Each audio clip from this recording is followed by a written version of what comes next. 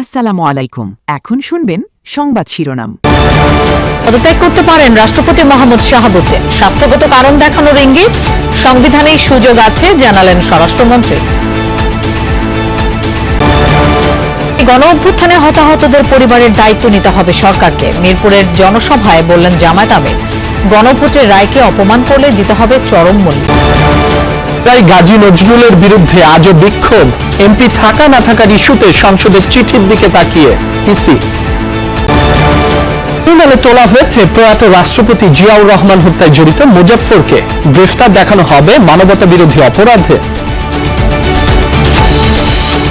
এতক্ষণ শুনছিলেন সংবাদ শিরোনাম, এখন শুনবেন বিস্তারিত। থেকেই গুঞ্জন, সরে যাচ্ছেন রাষ্ট্রপতি মোহাম্মদ শাহাবুদ্দিন। কেবল সময়ের ব্যাপার, কবে পদত্যাগ করবেন তিনি।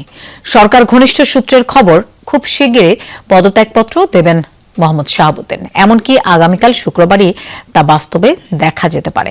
এ বিষয়ে জানতে চাইলে সাংবিধানিক ব্যাখ্যা দিয়েছেন স্বরাষ্ট্রমন্ত্রী ও বিএনপির স্থায়ী কমিটির সদস্য সালাউদ্দিন। আর প্রধানমন্ত্রীর উপদেষ্টা নজরুল ইসলাম খান বলেছেন, পরবর্তী রাষ্ট্রপতি কে হবেন তার সময়ই বলে দেবে।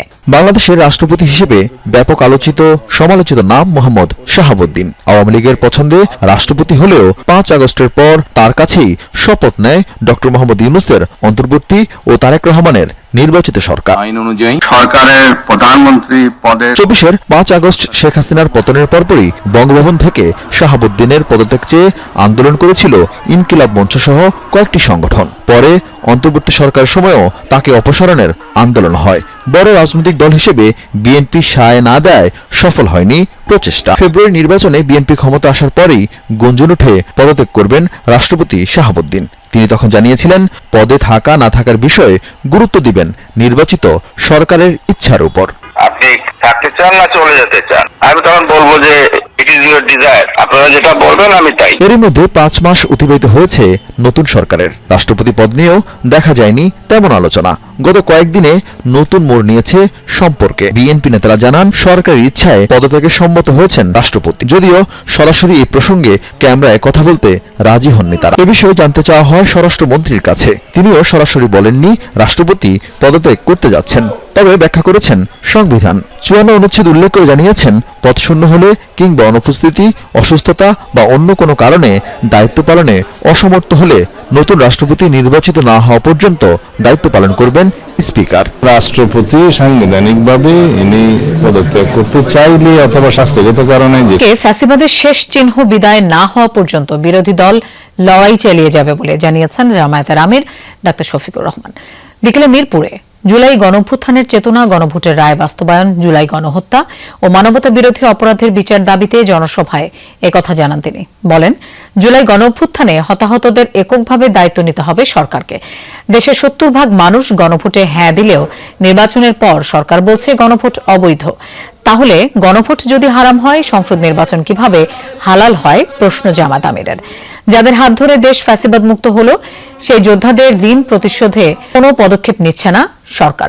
জুলাইয়ের খুনিদের বিচার নিশ্চিত করতে সরকারের প্রতি আহ্বান জানান তিনি।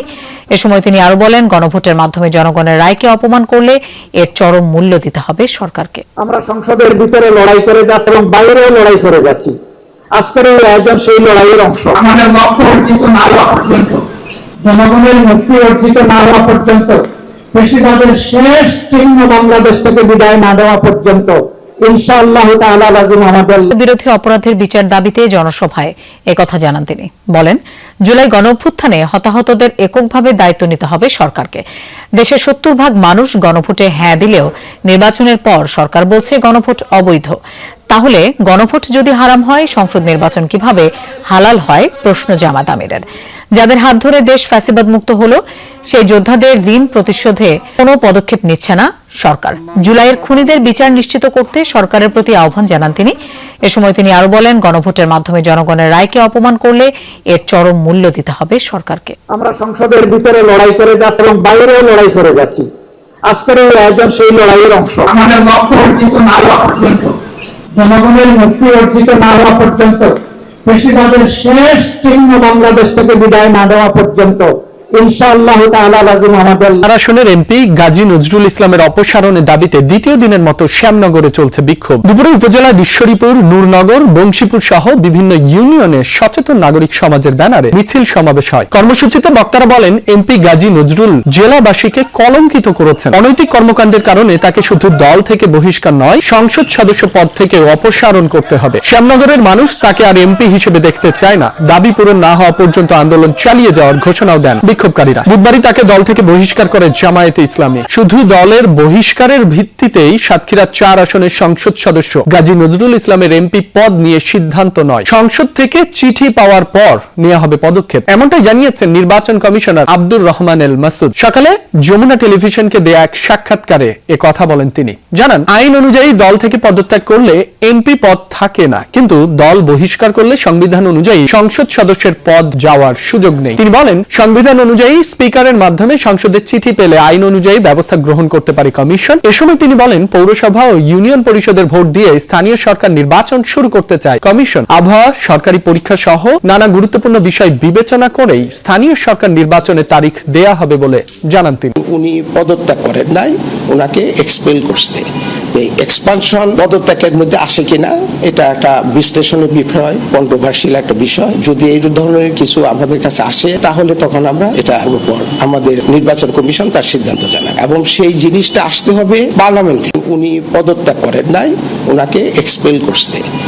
এক্সপানশন পদত্যাগের মধ্যে আসে কিনা এটা একটা বিশ্লেষণের বিষয়, কন্ট্রোভার্সিয়াল একটা বিষয়। যদি এই ধরনের কিছু আমাদের কাছে আসে তাহলে তখন আমরা এটার উপর আমাদের নির্বাচন কমিশন তার সিদ্ধান্ত জানায়, এবং সেই জিনিসটা আসতে হবে পার্লামেন্ট থেকে। কোন পার্টির মধ্যে থাকলে আমার যতদূর মনে পড়ে, আমি যতদূর বুঝি, নির্বাচন কমিশনের এর উপর খুব প্রতিষ্ঠাতা ও প্রয়াত রাষ্ট্রপতি জিয়াউর রহমানকে হত্যায় অভিযুক্ত আসামি মোজাফফর হোসেনকে তোলা হয়েছে আন্তর্জাতিক অপরাধ ট্রাইব্যুনালে। মানবতা বিরোধী অপরাধের অভিযোগে তাকে গ্রেফতার দেখানো হবে আজ। ট্রাইব্যুনাল 2 এর বিচারিক প্যানেলে তার শুনানি হবে। মোজাফফরের বিরুদ্ধে বিগত 16 বছরে বিভিন্ন মানবতা বিরোধী অপরাধে অভিযোগে তদন্ত করছে ট্রাইব্যুনালের তদন্ত সংস্থা। এই মামলায় গ্রেফতার দেখানোর আবেদন করবে প্রসিকিউশন, পরে জিজ্ঞাসাবাদের অনুমতিও চাইতে পারে। সাবেক সেনা কর্মকর্তা মাসুদ উদ্দিন চৌধুরীর সাথে বিগত 16 বছর যোগাযোগ রেখে মানবতা বিরোধী অপরাধ সংগঠিত করেছেন বলে অভিযোগ আনা হয়েছে মোজাফফরের বিরুদ্ধে আন্তর্জাতিক অপরাধ ট্রাইব্যুনালে। মানবতা বিরোধী অপরাধের অভিযোগে তাকে গ্রেফতার দেখানো হবে আজ। ট্রাইব্যুনাল 2 এর বিচারিক প্যানেলে